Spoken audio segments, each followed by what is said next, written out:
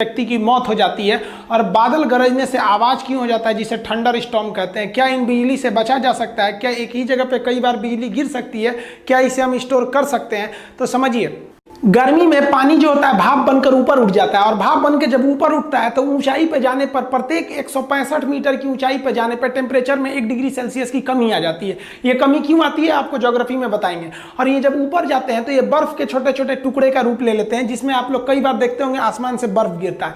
यही बर्फ जो होते हैं हवा के कारण आपस में टकराने लगते हैं, और टकराने से घर्षण उत्पन्न हो जाता है, और घर्षण के कारण स्टैटिक करंट उत्पन्न हो जाता है। और यह करंट का जो पॉजिटिव चार्ज होता है वो ऊपर चला जाता है, और निगेटिव चार्ज जो हो जाता है वो नीचे आ जाता है।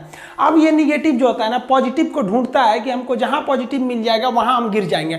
अब जब जमीन, देखिए जब बादल आते हैं तो जमीन पे हवा भी चलने लगती है, आंधी वगैरह भी आने लगता है, तो जिस वजह से घास वगैरह घर्षण के कारण इनमें भी चार्ज उत्पन्न हो जाता है। अब इनका जो चार्ज होता है पॉजिटिव ऊपर होता है, निगेटिव को तो लेके चला जाता है अर्थ। अब देखिए ये निगेटिव पॉजिटिव को खोज ही रहा था, मिल गया और यहाँ गिर जाता है। इसी को हम लोग वज्रपात कहते हैं, बिजली का गिरना कहते हैं। आसमानी बिजली जो गिरती है, इस बिजली का जो वोल्टेज होता है ना 10 करोड़ वोल्ट होता है। हम लोग के घर में जो करंट आता है 220 का आता है। 10 करोड़ वोल्ट मारेगा ना आदमी कौवा बन जाता है। इसको हम 100 मेगावाट की बिजली बोलते हैं। और इसमें जो करंट होता है वो 10,000 एम्पियर होता है। 5 एम्पियर के करंट पे आपका फ्रिज, वॉशिंग मशीन, कूलर ये सब चल जाता है 5 एम्पियर पे। और ये जो होते हैं सोचिए 10,000 एम्पियर का करंट लगता है इसमें। इसमें जो हीट निकलती है वो हीट जो होती है 27,000 से लेकर 30,000 डिग्री सेल्सियस होता है। सूर्य का तापमान जो होता है 6,000 डिग्री सेल्सियस सरफेस का। अब बताइए ये इतना भयानक टेम्परेचर होता है। और लेकिन इसमें सबसे बड़ी बात यही होती है इसकी टाइमिंग बहुत कम होती है, 0.0005 सेकेंड। ये मिली सेकेंड में होता है, इतना कम समय के लिए होता है कि ये ज्यादा खतरा नहीं उत्पन्न कर सकता है। अब समझते हैं इसमें आवाज क्यों आती है।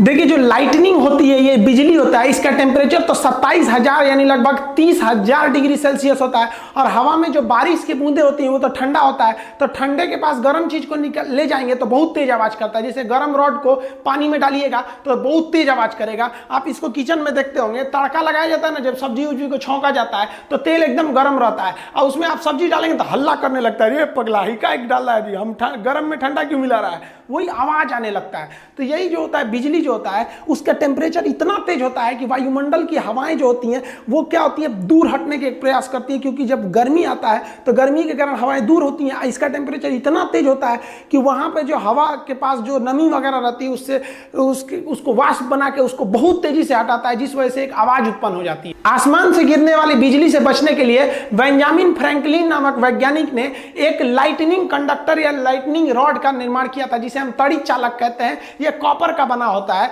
यह क्या करता है, इसको हम लोग घर के ऊपर लगा देते हैं और इसे वायर के द्वारा, यहां आप देख रहे होंगे यहां मोटा वायर लगाया गया है, इस मोटे वायर के द्वारा इसे हम लोग अर्थ यानी ग्राउंड में कर देते हैं। जो ग्राउंड होता है वो एक चार्ज सिंक होता है, यानी इसमें कितना भी हाई वोल्टेज का करंट दे दीजिएगा पृथ्वी को, वो खींच के अंदर लेके चला जाता है। तो ये केवल इसको टांग देने से नहीं होता है, इसके साथ साथ इसके अंदर हम लोग को ग्राउंड भी करना रहता है। टावर में भी देखेंगे ऊपर ये जो होता है तड़ी चालक होता है, लाइटनिंग रॉड, और इसको वायरिंग द्वारा नीचे ले जाया जाता है। तड़ी चालक कॉपर का बना होता है। इसमें होता क्या है कि बेंजामिन फ्रैंकलिन ने कहा कि आप जो करंट आ रहा है उसको जल्दी से जल्दी ग्राउंड पे भेजिए। अगर वो ग्राउंड पे चला जाएगा ना तो कोई दिक्कत नहीं है, आप बगल में भी खड़े रहेंगे तो कुछ खास प्रॉब्लम नहीं होगा, लेकिन उसको तेजी से भेजना बहुत जरूरी है, नहीं तो आपके लिए घातक हो जाए।